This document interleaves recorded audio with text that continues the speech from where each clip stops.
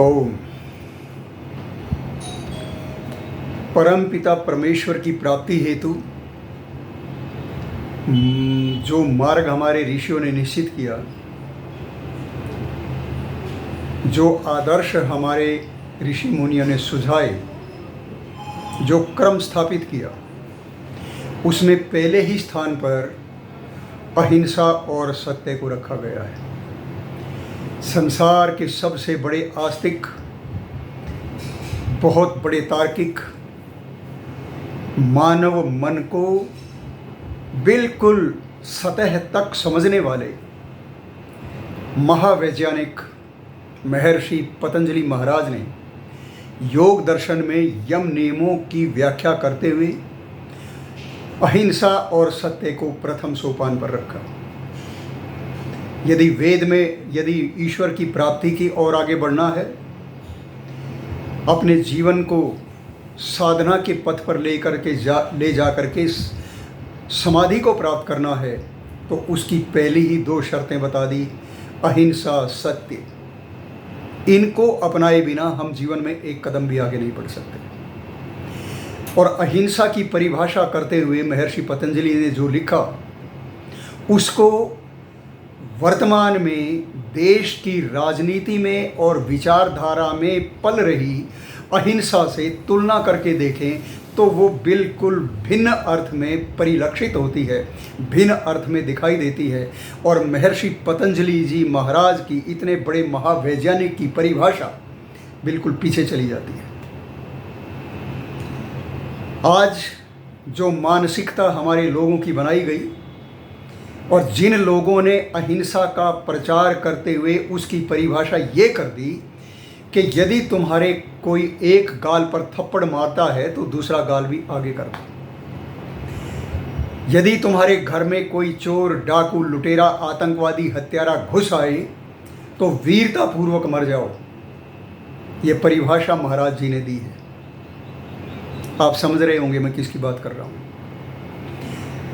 तो उन्होंने कहा, जिस समय भारत और पाकिस्तान का विभाजन हुआ, भारत का विभाजन हुआ, क्षमा करना, विभाजन भारत का हुआ था, पाकिस्तान का नहीं हुआ था। जिस समय ये विभाजन चल रहा था और हमारे लोगों को वहाँ काटा जा रहा था, मारा जा रहा था, तो महात्मा जी ने ये कहा कि मैं आप लोगों से निवेदन करता हूँ कि आप अपने घरों को छोड़कर न जाएं और वीरतापूर्वक वहीं पे मर जाएं। और वो वीरतापूर्ण मरना क्या था? वो वीरतापूर्ण मरना था कि जब वो हमारे घर पर हमें काटने के लिए आए, मारने के लिए आए, तो हम सिर झुका करके, हाथ जोड़ करके उनके आगे खड़े हो जाएं और कह दें कि लोग काट दो। धिक्कार है ऐसी वीरता को और ऐसी अहिंसा का पाठ पढ़ाने वाले व्यक्ति को। इस अहिंसावादी विचारधारा ने, जिसकी परिभाषा मैंने अभी आपको बताई, इस विचारधारा ने इस देश को ऐसा पतन के गड्ढे गहरे में धकेल दिया, बल्कि मैं ये कहता हूँ कि नपुंसक बना के रख दिया। और हम लोग अहिंसा की परिभाषा भूलकर कायरता के गड्ढे में जा गिरे। अहिंसा की परिभाषा करते हुए महर्षि पतंजलि लिखते हैं कि किसी भी प्राणी के प्रति अकारण द्वेष की भावना, वैर की भावना न रखना। अकारण क्या यही विचारधारा, ये परिभाषा महात्मा जी की दी हुई परिभाषा पर, उनके दिए हुए विचार पर खरी उतरती है, या उनका विचार इस परिभाषा के अनुकूल है? नहीं है, बिल्कुल नहीं। एक उदाहरण के द्वारा आप समझिए। अभी पिछले वर्ष लगभग 1 साल पहले आतंकवादियों ने पहलगाम में घुसकर हमारे 27 लोगों को मौत के घाट उतार दिया, उनका धर्म पूछ पूछ करके मारा। बड़े निर्दयी ढंग से उन्होंने उनकी हत्या की। तो इस हत्या का प्रतिकार, इसका बदला, इसकी प्रतिक्रिया हमें और हमारी सरकार को किस प्रकार से करनी चाहिए थी?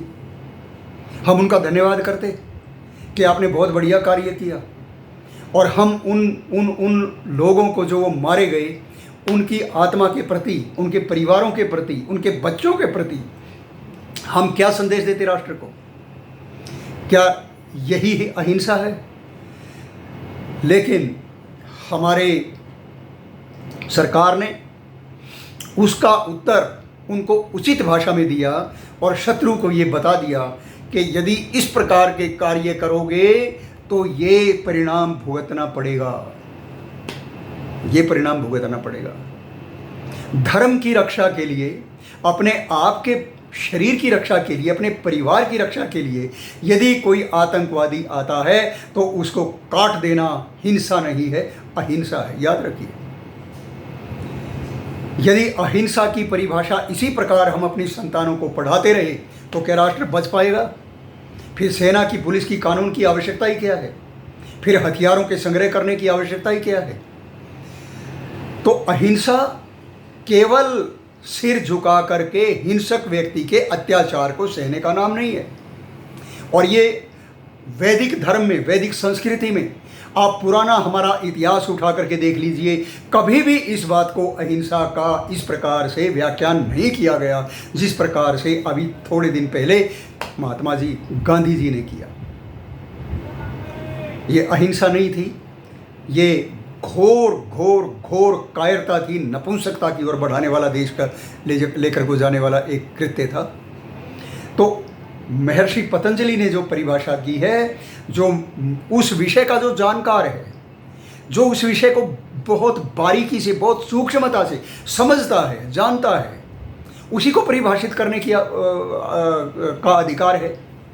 अब यदि मैं कोई टेक्निकल टर्म आपके आगे बोलूं और आपसे कहूं कि आप इसकी व्याख्या कीजिए, आप नहीं कर सकेंगे, क्योंकि आपको उस विषय का ज्ञान नहीं है। टेक्निकल टर्म पारिभाषिक शब्द जो है, सत्य पारिभाषिक शब्द है, अहिंसा पारिभाषिक शब्द है, अस्तेय पारिभाषिक शब्द है। ये योग दर्शन के नियम नियमों में जितनी भी बातें कही गई हैं उनको, उन सब को विस्तार की आवश्यकता है, व्याख्या की आवश्यकता है। यदि ये आवश्यकता ना होती तो महर्षि व्यास इसका कभी भाष्य ना करते। सूत्र दे दिए, सूत्र को पढ़ लो, समझ लो, आगे चल दो। वो बुद्धि वो सिर के ऊपर से जाएगा, समझ में कुछ भी नहीं आता। तो वो खैर विषयांतर हो जाएगा, अलग है। हम बोल रहे हैं अहिंसा के ऊपर और सत्य के ऊपर। सत्य पर अगले अपने व्याख्यान की कड़ी में अगले अपने विचार रखूँगा, लेकिन इस बात को अपने मस्तिष्क से बिल्कुल निकाल के रख दीजिए और अच्छी तरह से समझ लीजिए कि अहिंसा है। हमारा कोई स्वार्थ नहीं है, हमारा कोई लोभ लालच नहीं है, हम किसी के प्रति द्वेष भाव नहीं रखते, किसी के प्रति वैर भाव नहीं रखते और अपने स्वार्थ के लिए उनका वध नहीं करते, उन्हें पीड़ा नहीं पहुंचाते। और याद रखिए, अहिंसा केवल तलवार ना उठाने का नाम नहीं है। हिंसा वाणी से भी होती है, मन से भी होती है, कर्मों से भी होती है, हाथ से भी होती है, तलवार से भी होती है और बिना तलवार के भी होती है। कटु वचन बोलना अहिंसा नहीं है। किसी के प्रति वैर भाव से बैठ करके कोई पुस्तक लिखना, व्याख्यान देना, उल्टी सीधी बातें बोलना, ये अहिंसा नहीं है, ये भी हिंसा है। जहाँ तक हमारा स्वार्थ हमारे साथ रहता है, हम स्वार्थ को मुख्य मानकर आगे चलते हैं और उसके आधार पर किसी दूसरे व्यक्ति की कटु आलोचना करते हैं, अपशब्द उसको बोलते हैं, कुवाक्य बोलते हैं, तो याद रखिए आप योग के पहली सीढ़ी से फिसल गए हैं, आप आगे नहीं बढ़ सकते। ये बहुत संक्षिप्त में मैंने थोड़ा सा आपको बताने का प्रयास किया, इसको अगले क्रम में फिर समझते रहेंगे। आप विचारिए इसको ध्यानपूर्वक। और सबसे बड़ी बात यह है कि ऋषियों की बातों को केवल नावल पढ़ करके, नावल समझ करके मत पढ़िए, उनको समझने का प्रयास कीजिए वो क्या कह रही है। महर्षि दयानंद के ग्रंथों को पढ़ते समय लोगों को ये भ्रम हो जाता है, ओहो उन्होंने तो खंडन कर दिया, उन्होंने कोई अच्छी बात बताई ही नहीं, बस यही सारी भूल हो जाती है। क्योंकि हम उनका जो मुख्य संदेश है, जो मुख्य आशय है, उसको नहीं समझ पाते और विषय से भटक जाते हैं। ओम।